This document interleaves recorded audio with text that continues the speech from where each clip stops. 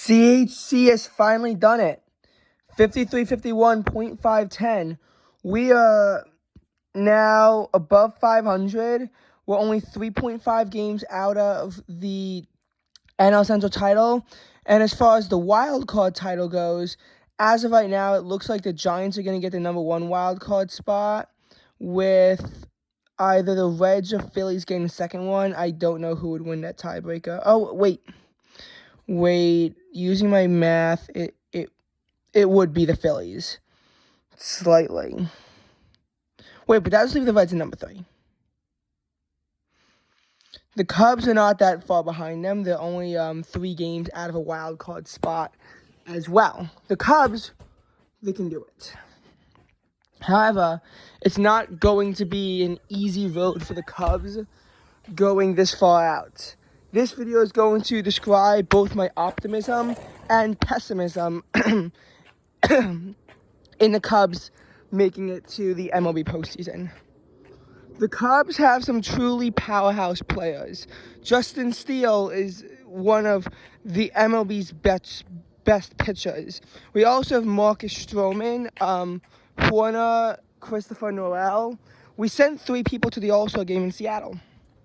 Stroman, Steele, and I forgot the third one, but it wasn't Horner or Norrell. I should probably be a better Cubs fan and memorize more of these players, if only I had the time. Anyway,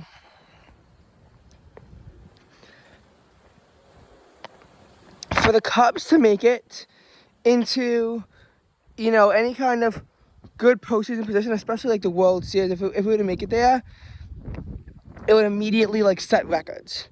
First of all, the Phillies were down to 22-29 at a point last season, but they were able to way more quickly get themselves above 500.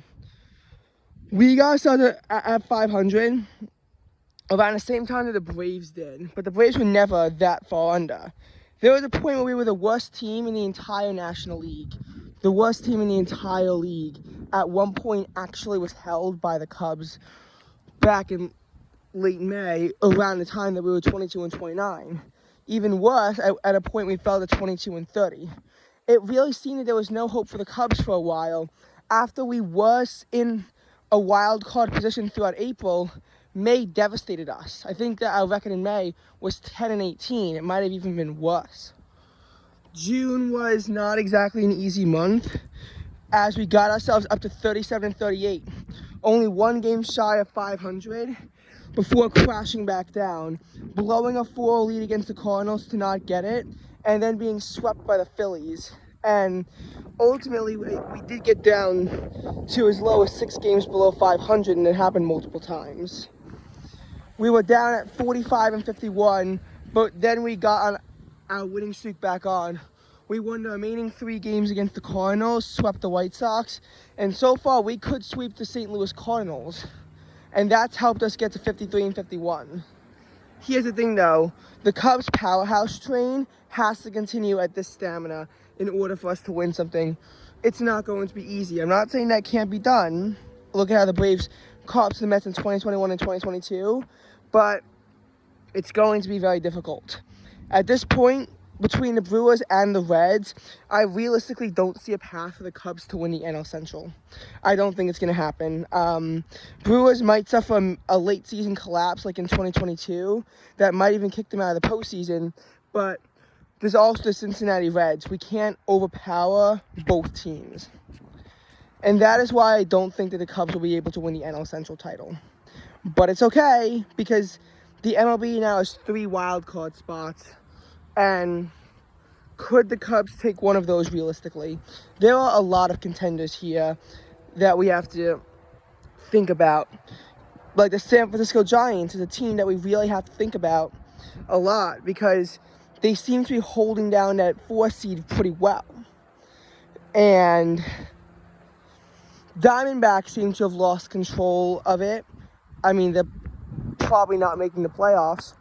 Because they seem to have lost control of it, but if the Diamondbacks become a resurgent team, then they too will make the postseason.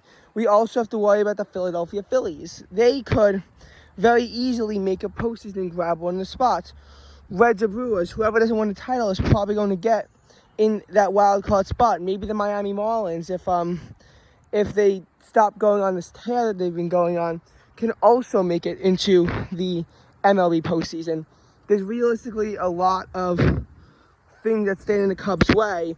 I think that the chances of making the postseason are going to be less than 50%, unfortunately. However, their chances are definitely not zero. They have a real chance to make it into the postseason and to make a run for it. However, August will be a crucial month to determine the Cubs' success story, and September will also be important to them. We will need to have not only winning records in both months, but incredible records in both months. We will need to, try to put ourselves in that position. Because right now, 53 and 51, I've always said this, usually about an 87-75 record is good enough to make the playoffs. Not always, but usually 87-75 will get you in. At this rate, in these final months, I'm not saying it's quite as bad as when we need to have gone 39 and 24, because we can still afford those 24 losses, and the amount of wins we need now, it's shrunk down a little bit. All we really need is 34. If we go 34 and 24, we should be good. That's not too unreasonable at this point. And I think that the Cubs' winning streak is really important to that, and that's why I really hope it doesn't snap anytime soon. I know eventually the Cubs are going to lose a game, but I hope that we can push it out as long as possible. In particular, sweeping the Cardinals is going to be really helpful. There's a lot of series in here that I need the Cubs to be able to sweep and win, because there's all going to be some tough series in there. There's also some series I think we're going to lose, but we can't afford to get swept in. I think that the Cubs have the potential, and we have a bit of an easier schedule now. But what we have to do now is not blow it. So, am I optimistic that the Cubs are going to make the MLB postseason this year? I'm not optimistic, but I have a little bit of hope. And the Cubs are truly a team that I think could make a run from behind run into the postseason. I don't have that kind of faith in the Mets, which I'm that big into the Mets anyway, but the Mets are 49 and 55 right now. I don't see how the Mets can make the postseason right now. And the Cubs and the Mets at one point both had 45 and 51 records. It's just that the Cubs were actually able to make a run out of it, and the Mets weren't. Also, the Mets' schedule at the end of the year is harder than the Cubs' schedule at the end of the year, because the Cubs had a rougher schedule in the beginning. Not that they should be doing as badly as they are right now, but I'm just saying this is an avenue of hope. What could go for or against the Cubs too, though, is how the MLB will decide those tie-breaking spots. It's now done statistically, mathematically, and it's not done through game 163 anymore. This could help or harm the Cubs. If we used statistical tiebreakers in 2018, the Cubs actually would have won the NL Central and kicked the Brewers into the wild card spot. The Cubs won the regular season series against the Brewers. The only thing was, though, I think it was 11 and 8.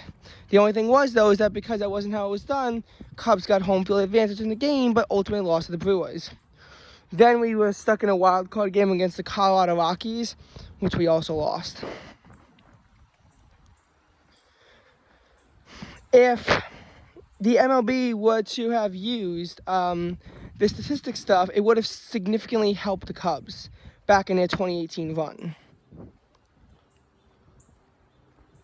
However, this could also go against the Cubs.